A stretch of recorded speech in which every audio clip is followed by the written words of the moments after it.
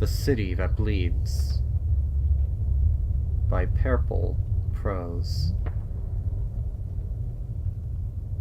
In the Dragonlands, the earth bleeds. Black, cracked volcanic rock seethes with impossible heat from the magmatic rivers that flow unceasing from the countless volcanoes that dot the blasted landscape. An endless line of twisted peaks runs from horizon to horizon.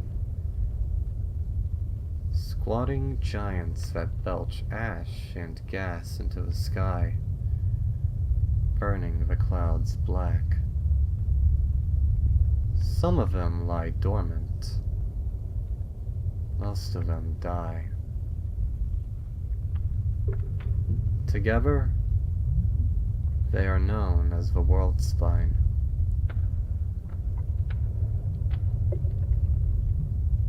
The scar is not a volcano, but you'd be forgiven for thinking it is.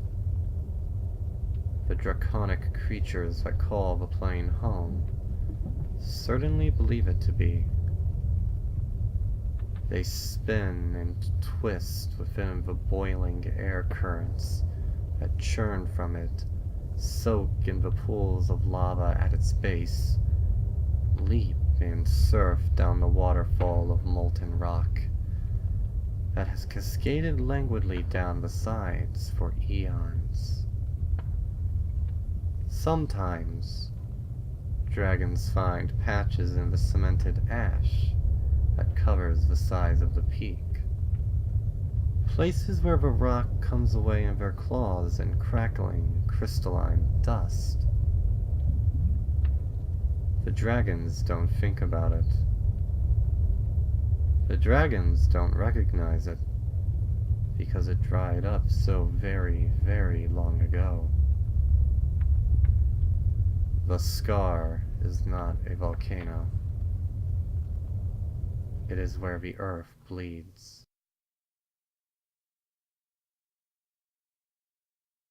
The scar sits alone. It boils up out of the ground around it like an abscess. The enormous circular crater glows white hot with pus, the edges an angry red. The caldera crooks at a jaunted angle, lava tumbling in sheets down its buckled sides, as if an invisible hand is pouring it from an earthen cup onto the landscape. The scar is deceptive. Beneath its crater, beneath the mountain's hideous mass, there is a churning sea of magma, an underground lake that laps and scrapes beneath the floor of the earth. It is ever growing, crashing in waves against the dirt and stone that lines the walls of its caverns, gradually eroding it, consuming it. It has seethed for eons. It will not cool for eons more. The land should have long since collapsed into the lava lake. It would have, were it not for the impossible plates of diamond-hard galvanized material that cleanly separated from the layers of the earth above.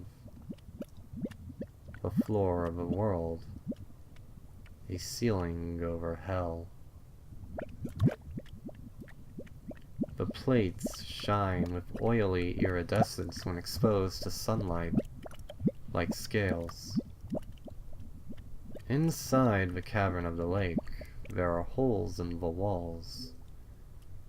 They are small, only big enough for a pony, if that, and they are countless, spider webbing through the ground and into the dark. At first glance, they seem like mine shafts, carved out by industrious hands or hooves. The of the walls are ridged, too natural to be industrial, too unnatural to be geological. The tunnels are littered with tiny fossils, little legs and wings in glistening chitin, perfectly preserved. They crunch underfoot, heaped up in mounds. Within those tunnels there are even smaller burrows. If one were small enough to follow them, they might find hives containing petrified spheres clutched to the breasts of those same insectoid fossils. The walls of the tunnels aren't formed from stone, nor from dirt. And everywhere, seeping from the walls, is that same crackling crystalline dust. Most of it has dried up, but here and there it still carries the sheen of a deep, deep red. Deeper in, where the tunnels end, the walls shine bone white in the lingering lava light. It is not a gradual change.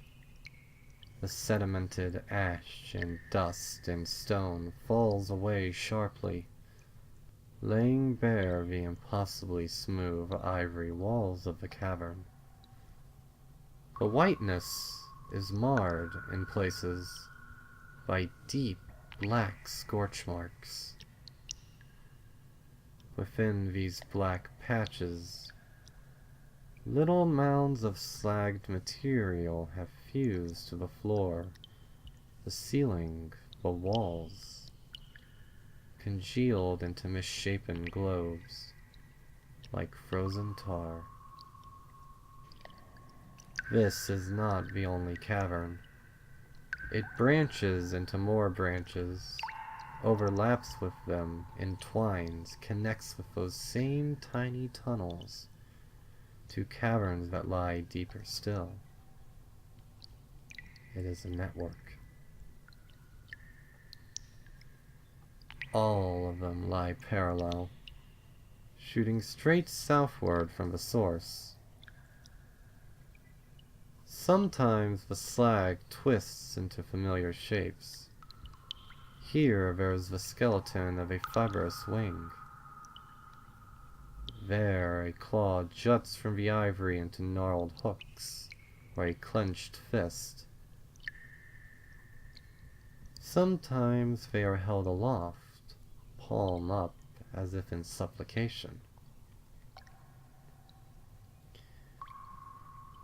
In other places, the shapes are harder to define. The horn of a beetle, maybe, or an antenna.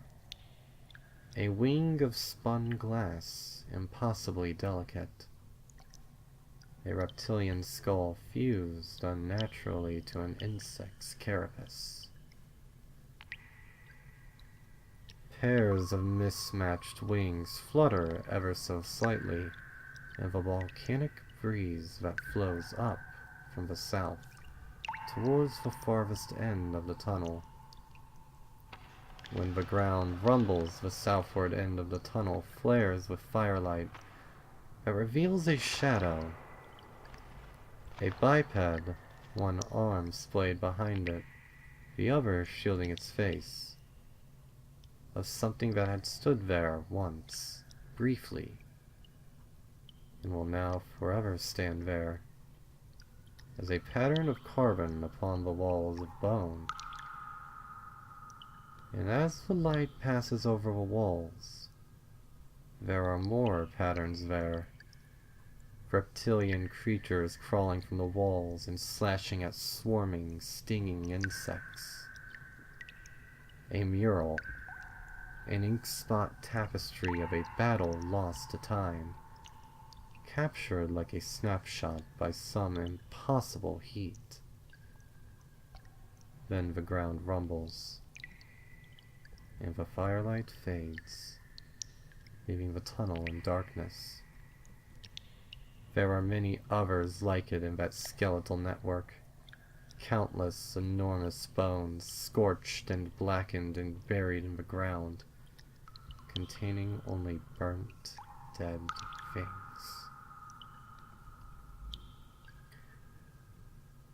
At the farthest end of the tunnel of bone is an enormous chamber. Lightning arcs in its darkness. The brilliance of it reveals briefly a throne of flesh. Or, rather, a throne of what was once flesh, now fossilized. It forms an uneven, coagulated mass, poked through with countless burrowed holes. In the holes are more insects. Many of them are burnt and blackened. A sparse few flicker with sparks of electricity. Impossibly fine threads woven throughout the chamber pulse in response before falling lifeless. The flickering happens 3 times, briefly, then 3 times again, but longer. It repeats the pattern, winking intermittently in the dark. A glassy, yellow-orange substance coats the ivory walls and pools thickly on the floor. In the amber, countless clutches of eggs are forever suspended. The amber sluices through the fossilized membrane of the throne of flesh, which is curled in upon itself. Cocooned within it is an enormous insect, legs thick as tree branches, eyes like fist-sized black pearls, stained glass wings curled along the edges of a house-sized abdomen, corpulent and spherical. It is perfectly still, save for the crown of antennae upon its head, that vibrate invisibly in the gloom, flickering with electrical energy. Dot, dot, dot. Dash, dash, dash. Dot, dot, dot. The queen sleeps. Perhaps someday her message will be received.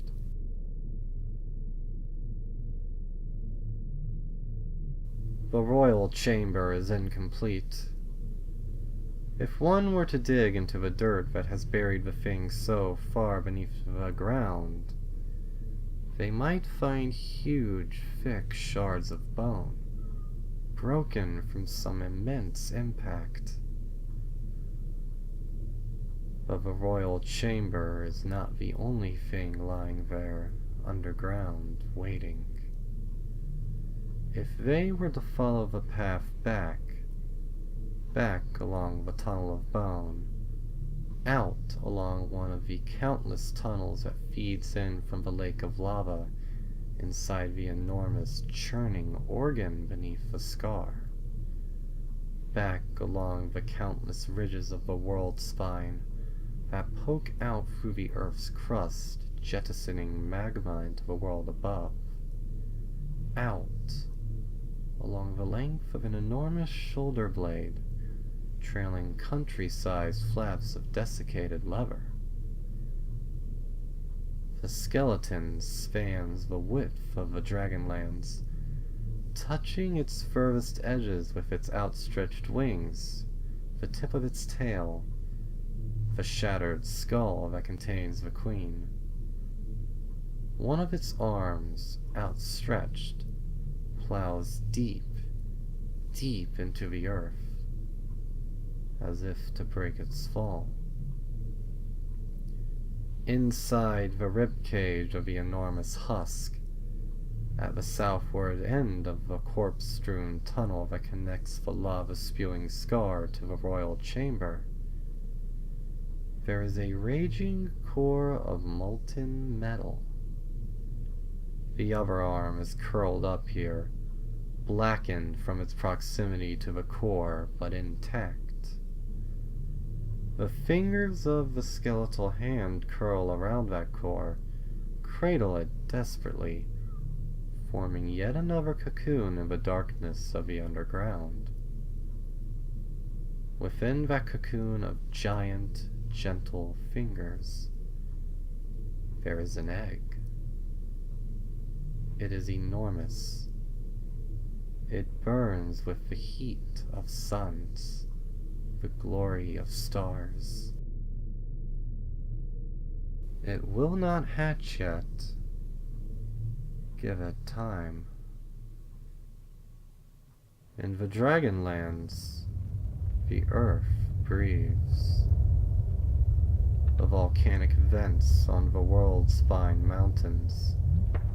The countless tiny tunnels through the earth around the scar. In all of these places, if one closes their eyes and listens, they can hear the sound of distant bellows, feel on their face the hot wind that pokes through from beneath the ground. It smells like burnt bone, and ash, and scales. The holes through which the earth breathed were not naturally formed. In the dirt and stone around them, one can see the slashes and tears of countless claws, digging desperately, crawling on all fours out of the ground, towards the sky. Far above the city corpse, the dragons twirl in the heat of the blood and breath of the earth, and know nothing.